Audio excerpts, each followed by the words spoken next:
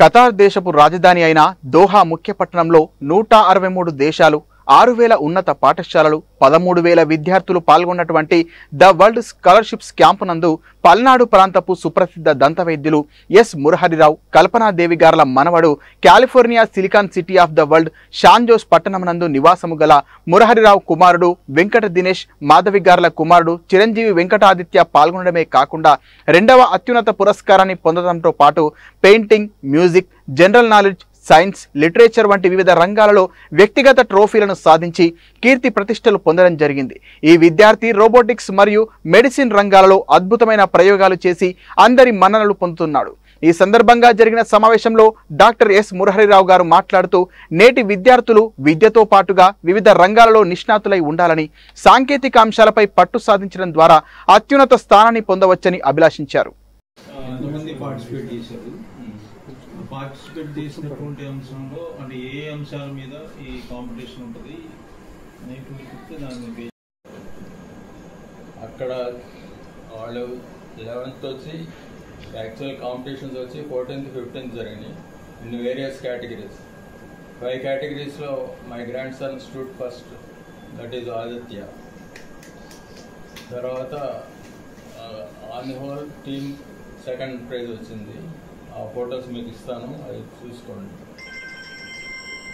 నేను ముఖ్యంగా చెప్పదలుచుకుంది ఏంటంటే మన పల్నాడు నుంచి ఎక్స్పోజర్కి వాళ్ళు అగనెస్ట్ అన్నాడు మా సన్ గ్రాండ్ సన్.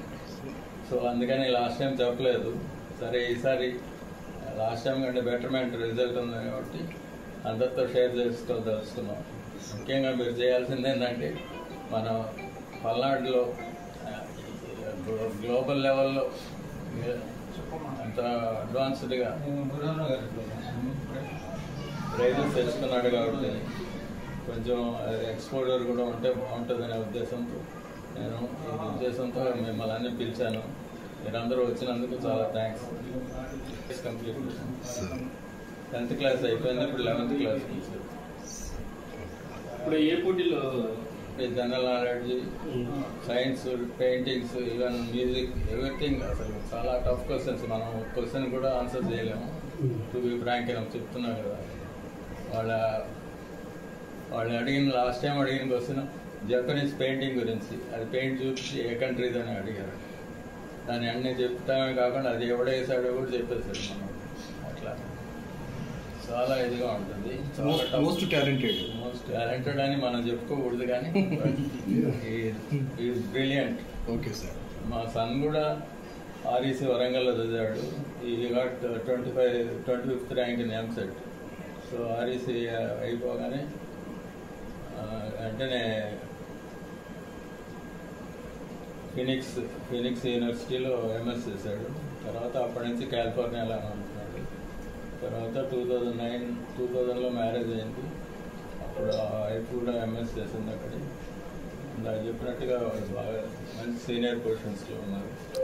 సో అందుకని కొంతమంది పంపించడానికి హెసిటేట్ చేస్తారు. ఎందుకంటే లాస్ట్ టైం చైనాకి 2 సార్లు వెళ్ళాల్సి వచ్చింది చైనా.